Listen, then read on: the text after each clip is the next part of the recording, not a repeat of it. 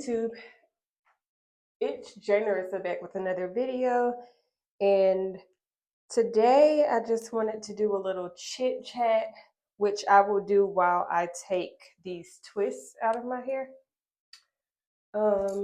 So today my sister and I are going to the Chris Brown concert in Atlanta, and when I tell you that this is a much welcomed little break and an opportunity to actually have fun, it's much needed. Um, I really feel like this summer 2025, with my layoff and everything, that this has probably been the worst summer I've ever experienced. Like, it's been very uneventful. It's been very depressing. And I feel like saying that this has been the worst summer ever really says something, considering the fact that two out of my four grandparents have passed away in the month of June. And so you would think that with the passing of my grandparents in different years, but in the same month, all the same, that those sad experiences would result in a more sad and, I don't know, I guess just emotionally draining summer than what I've experienced this summer. However, being laid off and feeling like I'm afraid to spend money because I don't know when I will have more income and have the ability to pay my bills has made this summer worse than any other summer I've experienced, because I've never been this consistently stressed out in my entire life. It's like, typically when I'm stressed out about things, there's an end game. There is a light at the end of the tunnel. Like, maybe I have a major project due, or maybe there's this project that I'm working on at work that is a lot more stressful than expected because there are a lot of changes in the deadline. Maybe the deadline is constantly changing. Maybe the team is not doing what it's supposed to be doing. There are so many different variables that could have caused me to be stressed out in previous situations in my life. But I feel like in my adult life, I have never been this stressed out. I have never been this uncertain about what's to come. I have never felt this sad, and in some ways felt this worthless in my life. And before, if I was ever looking for a job or I went through a period of unemployment, it wasn't ever because of something that was beyond my control. And it also was never at a point when I had so much responsibility. Like, in the last several years, I mean, I bought a house, I live by myself.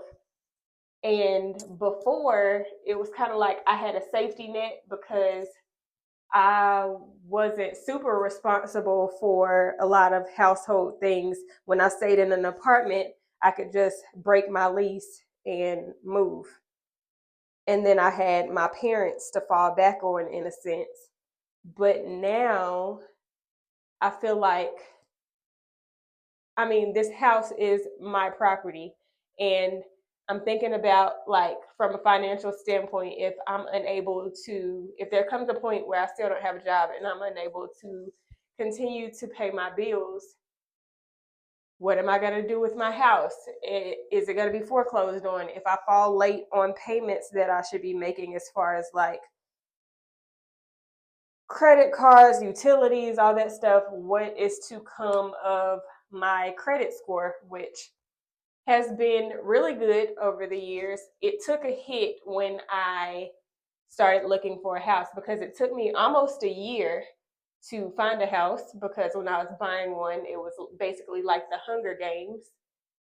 And so in that 2021, 2022 time period, my credit was run multiple times by the lender because you're only pre-approved for, I think, 3 months at a time. So after that 3 month time period goes by, they have to run your credit again to make sure that you are still in good standing and you haven't made any stupid financial decisions to make your credit score go down and then make you unworthy of receiving a home loan.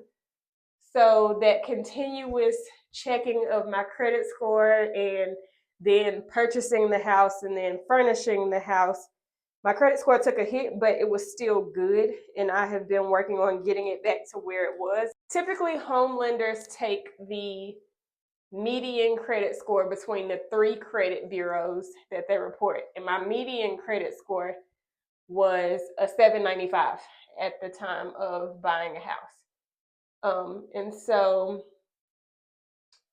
I'm trying to get back up to that. I mean, I didn't fall below like a 700. So I've still been in good standing and had good credit, but I've been working on getting it back to where it was. And this layoff and the potential of falling behind on being able to pay bills because I don't have an income is really stressing me out. And then it's like I could do gig work like DoorDash and all that stuff, which I've signed up for, and that's all well and good, but that is not going to be nearly enough to pay my monthly expenses. There's just no way. And then there's the added layer of if I find a job that pays way less than what I was paying before, but I'm just taking it in the interim so that I have some type of income, then that leaves me in a position where I am having to spend my time on this job that it isn't even paying me enough to cover all of my expenses, which takes time away from my ability to search for a job that actually meets my salary requirements that I would need to bring in the income that I need to cover my bills. And that limits the amount of time that I'm available for interviews and all that stuff. So it's like a double-edged sword of not being able to go without doing anything and having no income whatsoever because I need to be able to pay my bills. But at the same time, I also need to have time to dedicate to finding the job that aligns with where I'm trying to go moving forward. So that's pretty stressful. This week alone, I have had a headache pretty much every day this week. And I know that's not normal, that's not healthy as a public health professional, fully aware of that. However, I feel like even the ways that I have found over the years to cope with stress and help alleviate it some, it's not really working because the issue at hand still exists. And until I am able to find a job and bring in at least the income that I was making before, I'm going to continue to be stressed out. That's just what it is. There's no way around it, I feel like.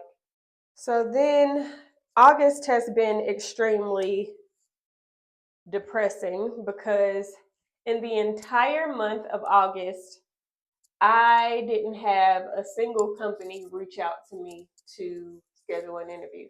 My last interview was on July 31st. And so the entire month of August has been silent.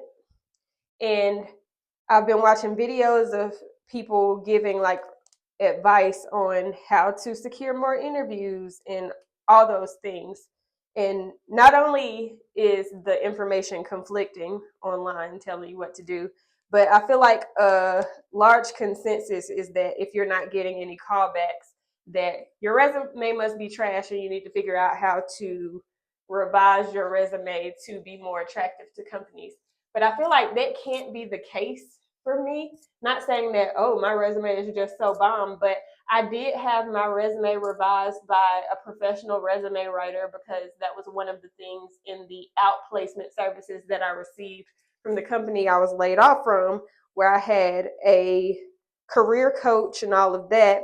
They revised my resume, but and August has been silent. However, I feel like I haven't changed my resume in the month of August compared to the resume that I've been using since May 1st.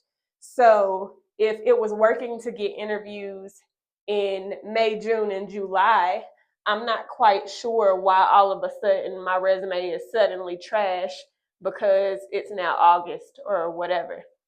So I feel like that can't be it because it was getting me interviews before. So I'm wondering what's going on in the month of August where I haven't heard anything from these companies. Whatever it is, it's really depressing and has been making me second guess everything. I've been in my head a lot this month. As soon as I feel like, let me be optimistic and have these positive thoughts. Following the idea that I should have positive thoughts is very valid doubt because if I'm not even getting interviews, of course I'm not going to find a job because you have to interview to get a job, unfortunately.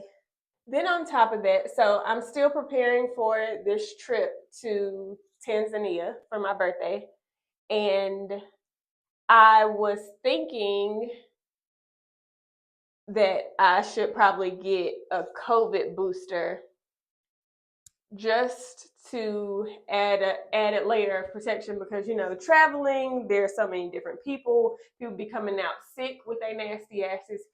You're in the airport, you're in this foreign country around a bunch of people that you don't know.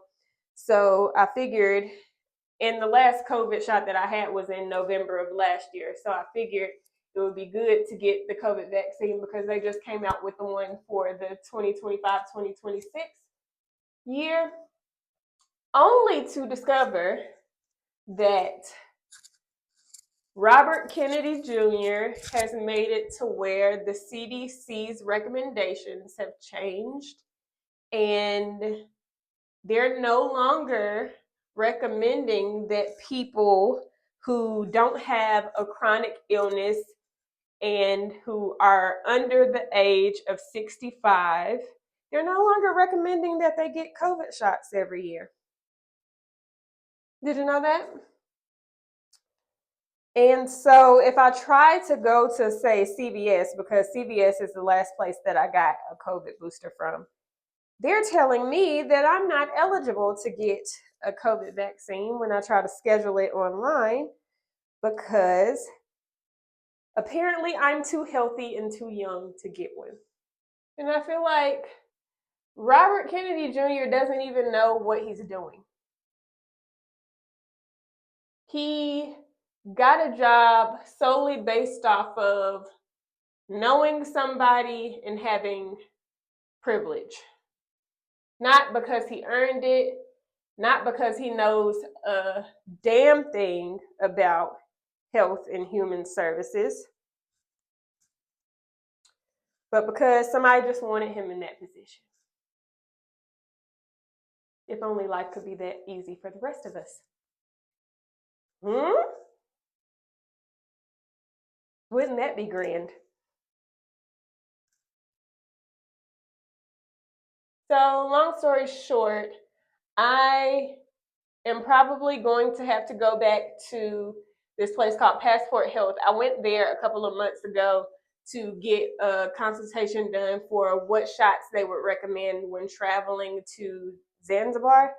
And so I was there, I had the little consultation, they recommended some stuff. The COVID vaccine was one of the things that they recommended. And I figured I could probably just go to CVS and get the shot instead of having it done there, because literally everything that they offer at this place is extremely expensive. I got a yellow fever shot while I was there, and that was like $270 alone. So I'm just like, it's okay. I'll go and get the COVID vaccine at CVS. And then Robert F. Kennedy said, no, the F you're not. You're not getting your shot from there. So I have a decision to make about whether I am just going to risk it or go back to Passport Health and get a COVID vaccine before the trip. And I have to make a speedy decision because it takes about 2 weeks for vaccinations to become effective in your body and to recognize whatever illness it is and fight it off. So that means that I would need to go and get the shot done by the end of next week in order to have the full coverage by the time it's time for me to travel. So, life is just life and in all aspects.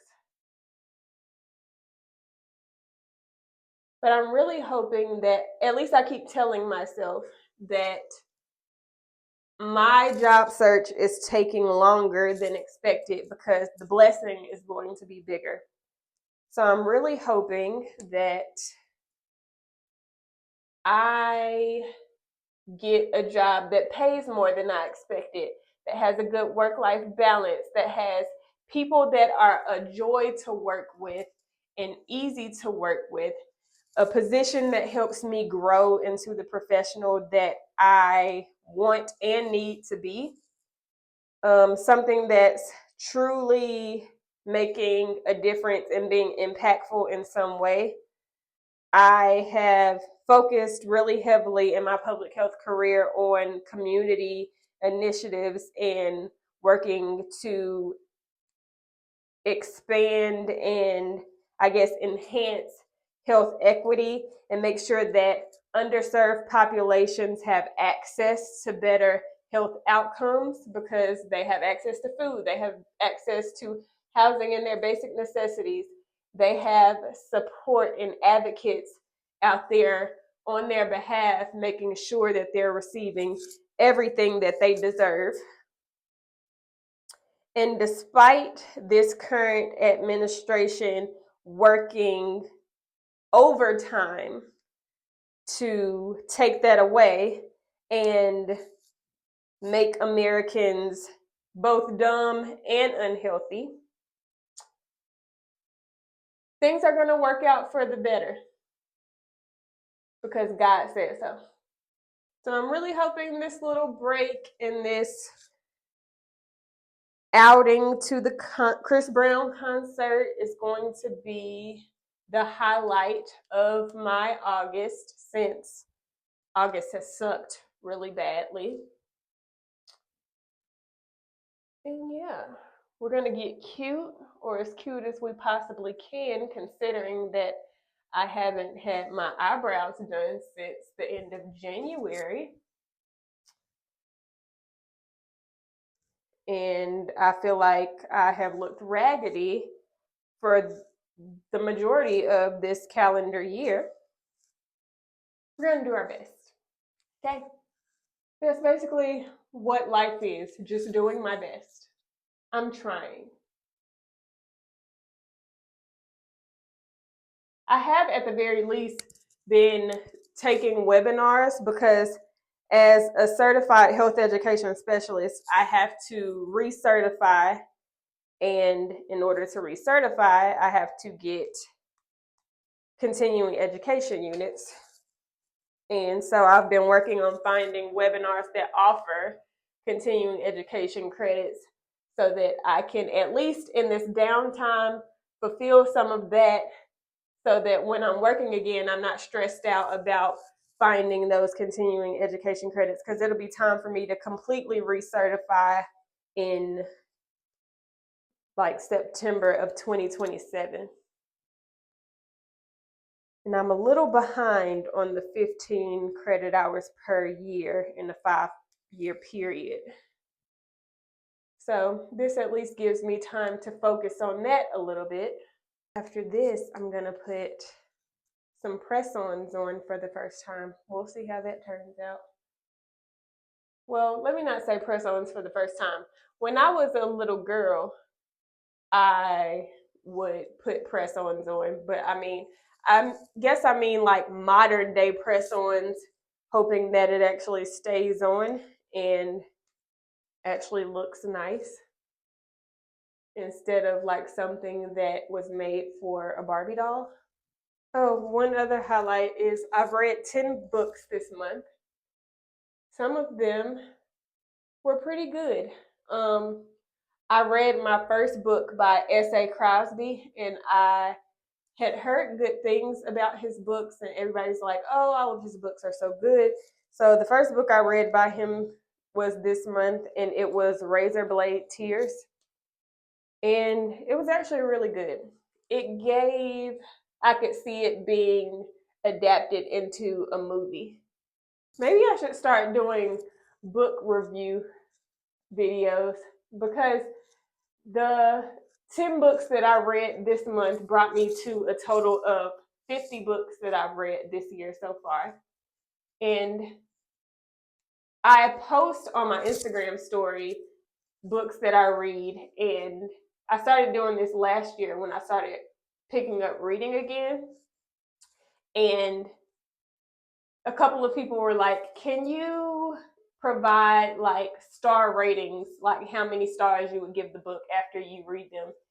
Because before I was just posting the title of the book and maybe whether or not I liked it, but I wasn't giving it like an actual rating. And so a couple people asked if I would start doing that. So early this year, I started putting star ratings on the post. And usually when I give it a high rating, somebody might inquire about the book, like what it's about, whether or not I would recommend that they read it. And so I feel like I could probably start doing book reviews from that. I don't know. Y'all let me know. I've never posted any videos on TikTok. Maybe TikTok is a better space for me to post the book reviews. Or if y'all are interested in it, let me know down below. For my birthday, I have made beauty appointments. So that's exciting. I know my loctician probably like, girl, where have you been? But I made my hair appointment, so I'll be getting my hair done by my loctician. I've made my eyebrow appointment, so I can get my eyebrows threaded. I prefer threading over waxing, although threading hurts. I'm not gonna lie. People are always like, oh, I've never had my eyebrows threaded. What does it feel like? It feels like each hair in your eyebrow is being pulled out one by one. That's what it feels like. At least with waxing, it's like a whole strip. So it's like you rip it off at once. No, baby.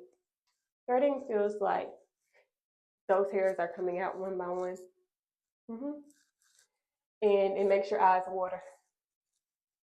But it looks really good when you're done. So I'm excited to look cute for my birthday at the very least. If there's nothing else, I can at least feel cute for my birthday. I have more out than I have left. I have to take my dog to my mother's house because he's staying with her while my sister and I are gone, because the concert is in Atlanta, not in Charlotte. So we're about to get on the road in a couple hours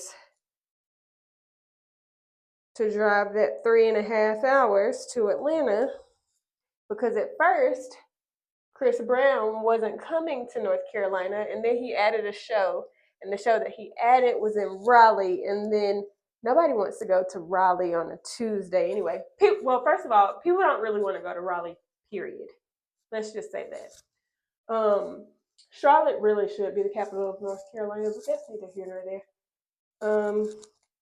Yeah, but he ended up adding that show in Raleigh, but it's on a Tuesday. Don't want to go to Raleigh. Don't want to go on a Tuesday. So I was pretty content with our decision to go to the Atlanta show. Atlanta get all the concerts, child. Not one concert have I heard of where the artist decided to skip Atlanta. My lock anniversary is coming up September 19th. It'll be 4 years locked. Y'all see that I put lash clusters on? Never done that before. This was the first. And let me tell you, that bond stuff that you have to put on your lashes in order for the clusters to stick, messy. I probably got little black smudges on my lash line as we speak.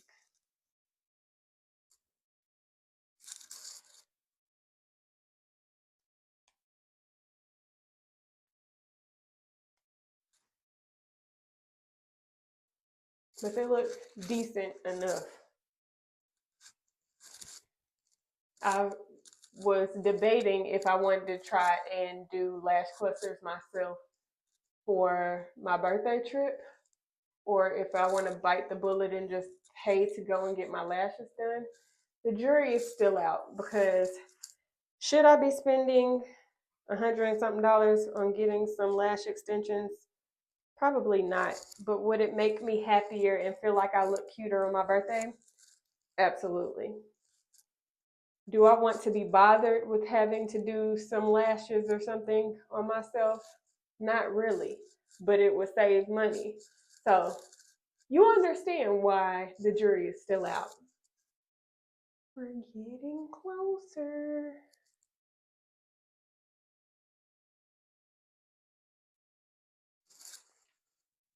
Oh, also coming up is homecoming. So Winston-Salem State University, I was a little hesitant about whether or not I would be attending, but I had already booked the hotel, and me and my friend always stay together in our hotel at homecoming, and I don't want to be unreliable, so that was another factor. I guess I'm in it. I'm probably not going to any parties. Last year, homecoming 2024, me and my friend literally went to no parties. When we got to Winston on that Friday, we went on the yard for a while, and then we got food. And we went to a kickback, and then we went back to our hotel and we went to sleep. That Saturday, we got up, we went to the tailgate, we're on the yard all day long, and we got something to eat and went back to our hotel and went to sleep. And I actually was not mad at it. I am not a club girly anymore. It was fun while it lasted in undergrad and in my early 20s, but at this point in my life, I'd be ready to go home. Like immediately. Like when I first get there, haven't even two-stepped one good time, haven't even been to the bar to get a drink. I'd be ready to go home. And I'm at a point where I am not a big fan of wearing heels anywhere. So I feel like that's another factor, because I feel obligated to wear heels. And then you want me to stand up in said heels for hours at a time. And that's why I feel like I'm then obligated to get a VIP section, and you're paying hundreds of dollars for a bottle that costs $50 in the liquor store. So it's just like all not good. All in all, a very unfulfilling experience when I could have stayed home or could have stayed at my hotel or whatever. So I'm not super pressed to go to any parties these days.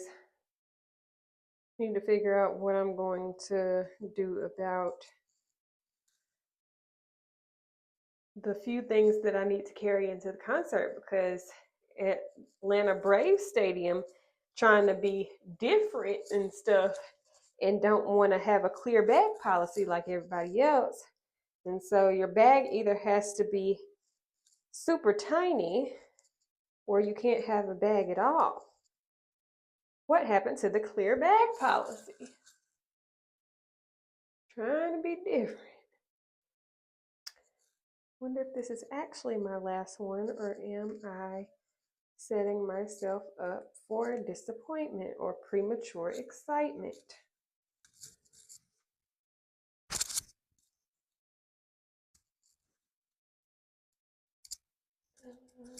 I don't see any twist still in over here. Let's try this side.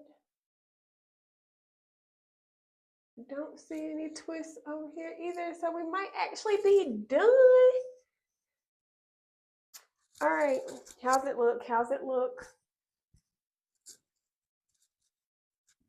Cute, cute. All right, everyone. Thank you for sticking with me, listening to my mini rants, going off on tangents. Baby, I was really just yapping this whole video. So if you've stuck around this long, thank you for listening. Like, comment, subscribe, turn on your post notifications, and until next time, stay healthy and stay well. Bye.